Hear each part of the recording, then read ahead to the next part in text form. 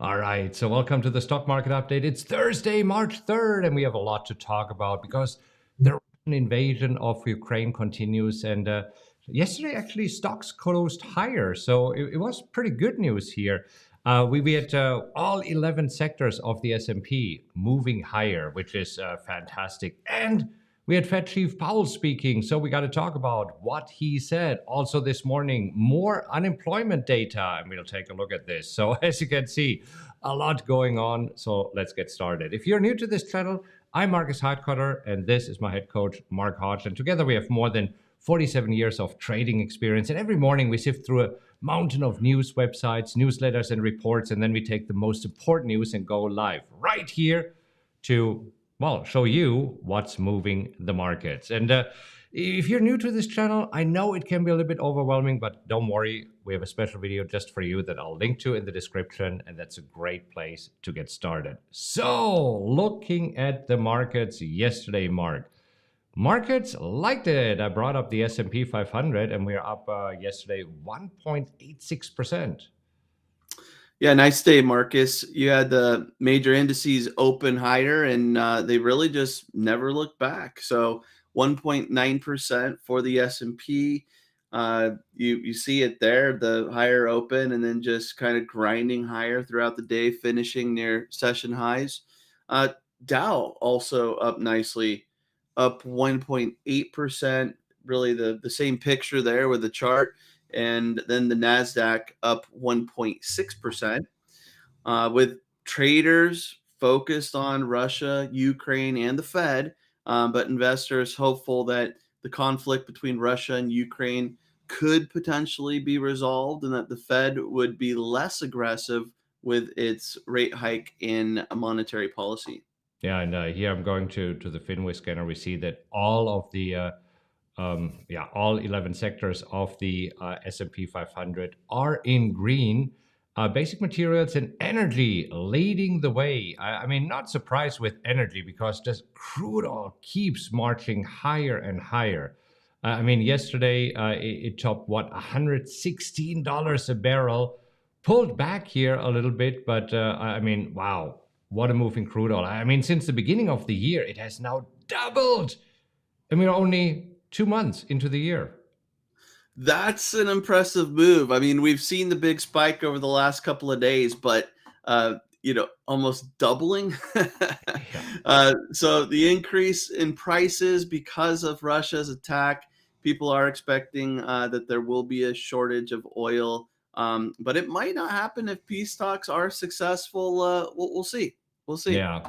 And I mean, the sanctions against Russia continue to put some more pressure on them. And if you look at the RSX, the VanEck fund, the ETF that is tracking the Russian markets, I mean, it just keeps sliding in pre-market right now, up 8.6% a little bit. I mean, I think it's in hopes of peace talk here. I mean, Russian exchanges are closed. They have been closed the entire week thus far. So this year is a best guess of what's happening when the Russian markets open again.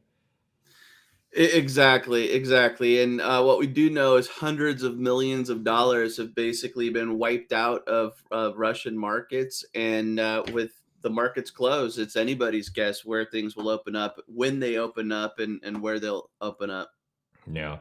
But yesterday also, I mean, Fed Chair Powell took the stage, right? So he was testifying in front of the committee with his semi-annual financial report. And this is something that traders also paid attention to because, I mean, after all, it is still about interest rate hikes, about inflation. So what happened there? And this is where I think this was a big motivator for yesterday's rally. And it was because Fed Chair Powell said that the central bank would proceed carefully because of the geopolitical uncertainty and that he would support hiking rates by a quarter basis point. So basically, he came in and he said, I'm favoring a quarter point. But he did go on to say that a 50-point hike is, or a half point hike is still possible in the future if inflation is higher than expected. Yeah, And this, traders think differently. I mean, if we look at the CME Fed Watch tool here and what is priced into the futures market, I mean, this year is a 97.8% probability of a quarter point hike. And we know that, I mean, you mentioned it, Mark. Yes, last week it was as high as 66% that they would raise it for half a percentage point. Right now, it's zero. It's 0% of a half a percentage point rate hike. Exactly. And that I think that was the takeaway here because the Fed is in a very unique or tricky situation because they're trying to really make an effort to combat inflation that's gotten out of control, but they're also sensitive and aware to what's going on with the geopolitical risk and how it could trickle over into the United States. And with crude oil rallying, we talked about it yesterday, a very high price in crude oil has inflationary pressure in the US, right? So you have another element where inflation could be getting out of control because of energy costs. And then the question was, will the Fed be more aggressive or will they take it, month to month, day by day? And it seems like that's where they're at. Yeah, and I mean, this is where if you're looking also at the yields yesterday, big rebound at the 10-year yield, and this actually helped banks a little bit. Yeah, we saw I mean, banks have been in the spotlight. You could bring up JP Morgan there. JP Morgan getting a little bounce off of these recent lows, up 2% yesterday, up a little bit pre-market too. Bank of America, we've talked about the position that we have in Bank of America, looking to be a buyer at 41 possibly, but up 1.6% yesterday. So we saw the financials getting hit a little bit, and yesterday was a good day for them. Wells Fargo too, up almost 4%. Yeah. So, I mean, just looking at the calendar, yes, we have the geopolitical concerns here of what's happening with Russia. And I mean, there's all sorts of sanctions happening, right? I mean, we have Apple who already said we're not selling any more products. They kicked off all Russian apps out of their store. Boeing this morning said we are not even delivering parts to Russia. So, I mean, if there's any problems with Boeing airplanes or Boeing equipment in Russia, I mean, this is over. We have more and more energy companies pulling out of Russia and more sanctions. And so this is where hopefully we can force Russia to the table for negotiations and hopefully to just retreat. I mean, this is the idea here after this very hostile attack here. But also we have right now the focus a little bit more of what's happening here in the US. And yesterday we had the ADP non-farm employment change that came in much better than expected. And you mentioned it. I mean, a huge revision of the January numbers.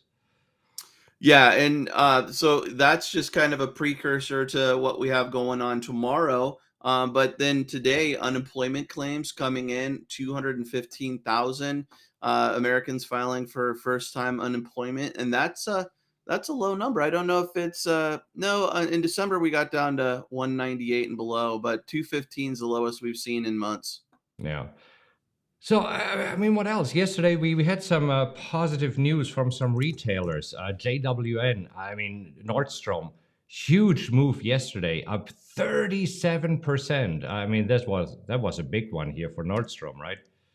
Absolutely, absolutely. Retail doing okay during this earning season. I mean, that was big, but you also have Ross. Is that what you just brought up? Yeah, Ross, I just brought Ross up. ROST, the ticker, up 6% yesterday after earnings. Hewlett Packard, HPE, up 10% What's XP? Yep. yesterday. There we go. Yeah, I mean, a 10% move yesterday. So, I mean, we're back to double digits moves, it seems. Yeah, it's we're getting some nice moves, and there's more retail on deck. Yeah. So we also had after hours, we had Snowflake reporting, and I mean Snowflake dropped 18%. I mean, it has bounced back. It was as bad as 25% down, but I mean they didn't have a good day, or they are not looking to have a good day today.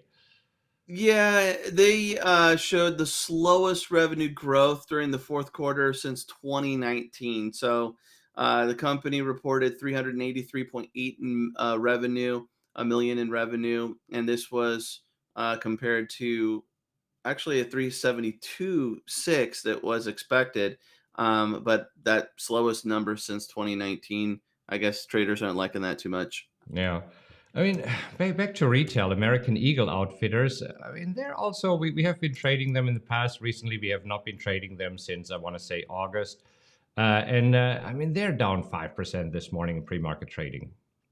Yeah, and it seems like their numbers were pretty much in line with expectations there, but uh, trading around $20 right at support. All right. Box, huge move here. 6% up this morning.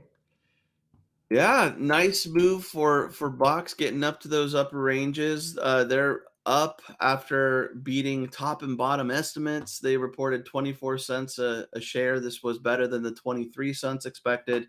They also had a higher revenue, 4 million more than expected. Yeah. All right. PSTG, Pure Storage. A huge move, up 10% this morning. Another earnings win. They reported 36 cents, 10 cents better than expected. Also a nice revenue beat, bringing in 708.6 million versus 630.9. So real strong earnings for them. All right. Then this morning, we had Best Buy reporting earnings, and Best Buy jumping 5% higher in pre market trading after reporting earnings. Yeah, and this is interesting because they did say that the supply chain issues and Omicron related staffing shortages was a concern and issue for them. But executives did say that things should be good for the years ahead, and investors believe that sales gains made during the pandemic will continue to shine. Uh, or outlast what we've seen recently. So Yeah. traders liking it. All right. GPS Gap reporting today after the bell. So we'll see what they're doing, but they're on deck since we have more retailers here. And then also Costco. Um, Sticker symbol cost reporting today after the bell. So we'll see what happens there. We'll see. All right. So looking a little bit at the overnight action here, I mean, I'm bringing up the Nasdaq, and the Nasdaq here just diddling along overnight. Right now, huge jump, pretty much right after the unemployment data was released. Yeah, that's interesting that it came right around that time. But yeah, nice move as we head into the open, up 1%. Even the S&P up 0.8%. So it looks like we're going to see a nice positive start here. Yeah, right now I haven't seen any other news, so I would attribute this to the unemployment data, which means that right now, I mean, markets are really having a tough time, right? I mean, because it's like, okay, what are we going to focus on right now? So we have the Russia-Ukraine conflict, so that's definitely something that we need to focus on, and rising energy prices, and then we have inflation, then we have unemployment, then we have earnings. I mean, there's just a lot going on here, and the markets are super nervous. And if you're going back to the charts and just looking at what happened here in the S&P this week, or we just see that this week, so here today, there's Monday, Tuesday, Wednesday, Thursday, so the last 4 days, if I can zoom in, it's really complete indecision. It's like, yay, wait a moment, oh, and then yippee-yay. I mean, it just like, where do we go from here? What will be the catalyst to really push the market in one direction or another? Yeah, and this would be a big time for the Fed, but with the Russia-Ukraine situation, any news out of there, big positive or negative could definitely whipsaw this market. Yeah, I just think it kind of seems that for the S&P 500 here, that we have found somewhere support at around the 4,300 line. If you look at this, right? I mean, we had a few dips below, so we had one close below, but everything else was trading right at or above the 4,300 line that I put here and here. I agree. I agree. You had that pullback actually in October of last year, finding lows around there, end of September, beginning of October, and then this recent slide and reactions around 43. So it does look like that could be the line in the sand. And so far, we're drifting to the upside rather than the downside below it. Yeah, and it's really interesting because we are getting into this wedge situation here, right? Where we had kind of a downward trend, but finding some support here. So now the question is, where will it break up? And it looks like it wants to break up to the upside. finding some support. We could get that break. Hey, but this is what we always say: trade what you see, not what you think, and then follow your plan. We got to hop over to trade with our mastermind. And if you would like to know our plan and how we trade these markets, take a look at these videos right here that are linked for you. And if you enjoyed this morning's update, give us a like, subscribe to this channel, and then we'll see you in the next video. Happy trading, everybody.